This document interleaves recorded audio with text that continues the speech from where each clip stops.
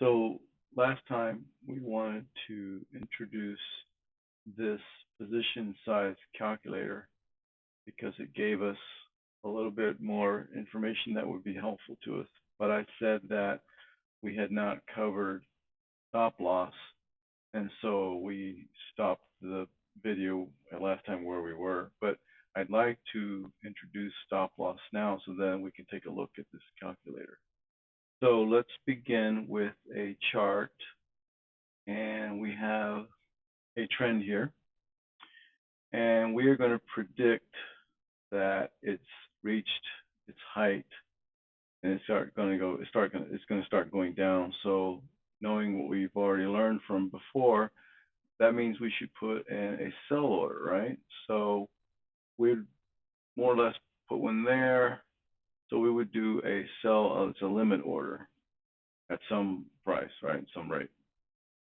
And then, so we expect it to go down.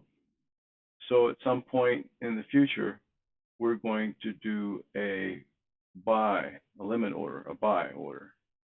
And that, so the sell opens our position for whatever number of lots or units that we got, and the buy closes out the position. But let's say that, we're smart people. We decide, no, we should probably put a stop loss. So what is that?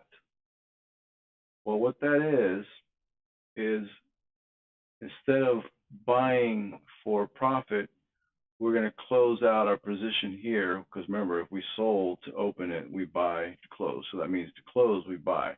But in this case, what we're doing is we're cutting our losses. So we're going to put it somewhere up here so that we can cut our losses and close out the position and not lose all our money. This essentially is what a stop loss does. This is risk management, and this is in case we were wrong and it continues up.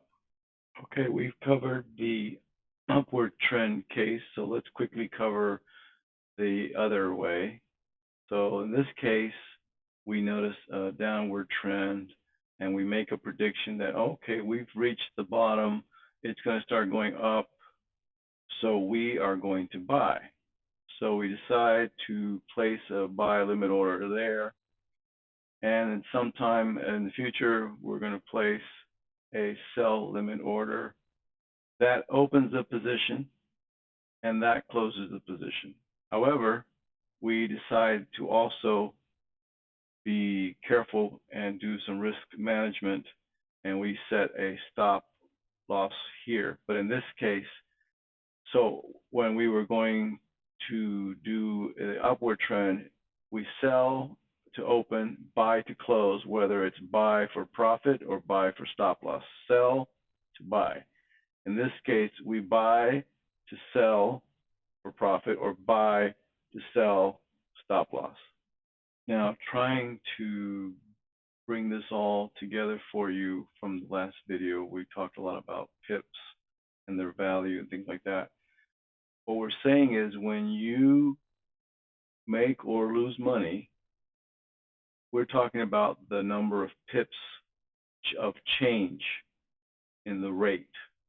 So if we open the position here and we close it here, it is the number of pips. And that is also true if you actually if you actually trigger the stop loss. How much you lose is based on pip movement. And the same thing goes over here. When you bought down here, it's the number of pips moved when you close out on a sell, or when you sell because of the stop loss that got triggered. So we are concerned with the number of pips moved, whether for profit or stop loss. And I want to review something that we covered in the last video. Here we have I'm going to show you three different online pip calculators, right? So this is from Baby Pips, Pip Value Calculator. And here we have, this is just the data that's defaulted when I pulled up the page. And it happens to be the currency pair that we're using, Euro USD. and our account currency is in USD, and we have an asked price. So I'm going to say a standard lot, which we know is 100,000, and I'm going to calculate, and we know by now because we've said it enough times it's $10. And I said last time that it doesn't matter what the ask price is, it's still $10. Okay, here's the ask here, 44, still $10. All I got to do is worry about the lot. Now I've gone to a mini lot, $1, a micro lot, 10 cents. So again, ask price had nothing to do with it. That's from Baby Pips. Here's another one from my FX book. It's a pip calculator. It doesn't even have rate here, but now there's a table down here of different pairs, and it's going to fill in some numbers. So let's do, so the account currency is USD, the trade size in lots. So one means a standard lot. And we're doing, for one pip, calculate. And if we look for Euro USD, there it is. For a standard lot, it is $10. And for a mini lot is $1. For a micro lot is 10 cents. Let's finally go to another one. Here's another pip value calculator. This is, we just pulled it up, whatever figures are here. So I'm going to say the pip is 1. It is a Euro USD, that's what we're trading, but our account is in USD, and there it is, 10. And if I say a mini lot, that's a mini lot, $1. And if I say micro lot, 10 cents. So 3 different online calculators have shown you that those are the values for the lots per pip. So I did all that just to prove to you that this little table that I came up with is correct, okay? The profit or loss per pip moved depends on the lot size, because we're doing, our account is USD and our quote currency is USD, and so it's simplified for us. So for one standard lot, it's going to be $10 of profit or $10 of loss. For a mini lot, $1 profit, $1 loss. And for a micro lot, 10 cents profit, 10 cents loss. And just to beat a dead horse here, I'm going to change this account currency to Canadian dollars. And the trade size lot is going to be 1 again, and calculate. And this time, let's look for the quote currency of Canadian. There it is. Notice the same numbers, but it's Canadian dollars. But still, it's 10, 1, and 10 cents. It just happens to be Canadian. Let's find another one. Here's another one. Euro Canadian, same thing. So you see, now let's do one last one, and then I'm going to leave this alone. The Australian dollar, same thing. Let's calculate. Now let's look for Australian dollar in the quote currency. Here we go. $10, $1, 10 cents. So we have another one. Yes, we do. Great Britain pound, Australian dollar, quote, 10, 1, 10 cents. So when the account currency matches the quote currency, you notice that. And finally, that brings us back to where we started this video, the position size calculator that we couldn't handle before, but now we should be able to, because we know what a stop loss is in pips.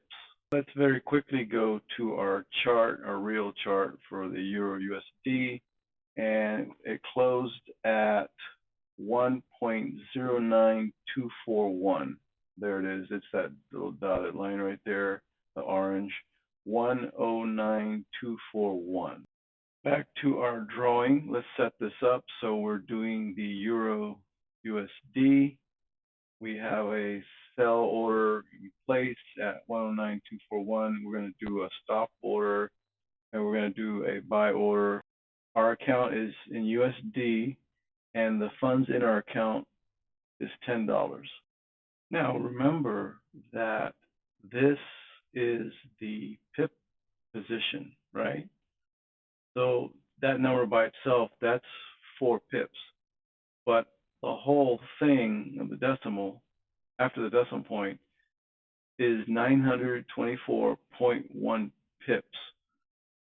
But so if it goes up or down, just say it goes up 1 pip, that meant it just goes up 925.1, or the entire rate would be 1.09251. Or if it goes down, it would be 109.231. So a pip is nothing, is what I'm trying to say here. Here is our real chart. I've actually blown it up. You can see here. I've blown it up quite a bit. And I'm just going to move this cursor just so you can see. So here's where it closed, 109.317, more or less.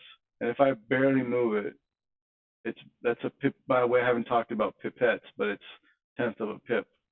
There, we went from, there's a pip movement. There's another. So now we've moved 2 pips from there. You can see that it's not much movement at all compared to the lengths of these candles.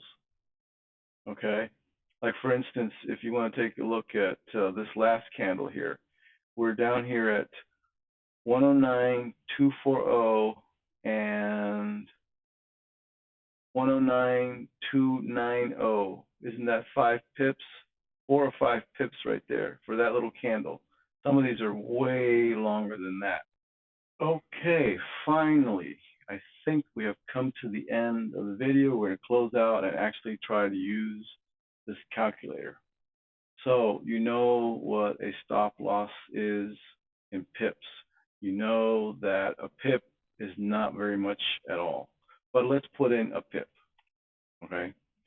Now remember from our drawing, you had only $10 in your USD account. So our account balance is $10. There it is. And when you place an order, you're going to risk 100% of your account, which you definitely don't ever want to do. But just for our example, so that our figures here make sense. So when you go to buy or sell or whatever, and you're only allowing yourself a stop loss of 1 pip, and you are risking 100% of your $10, then what they're telling you is this: your amount at risk is your entire account. The number of units you can buy is 100,000, which equates to 1 standard lot. So you're allowed to buy 1 standard lot, or that's the same. 1 standard lot is the same as 10 mini lots, and that is the same as 100 micro lots. But again, a pip is nothing. So let's say that, no, okay, we want it to at least, be able to travel 10 pips before we trigger a stop loss. So that's a little better. Let's calculate. That means you're still risking your entire account. You can only buy 10,000 units, and 10,000 units is a mini lot, or it's 0.1 of a standard lot, or it's 10 microlots. Let's say that no, really, it's somewhere at 100 pips. That's quite a bit. Let's calculate. You're only allowed to buy 1,000 units, which equates to a microlot. Okay, so that is definitely the end of this video. I hope that somehow all of this has made sense, and you can now start playing with this calculator where you might not have been able to before. And I will see you in the next video.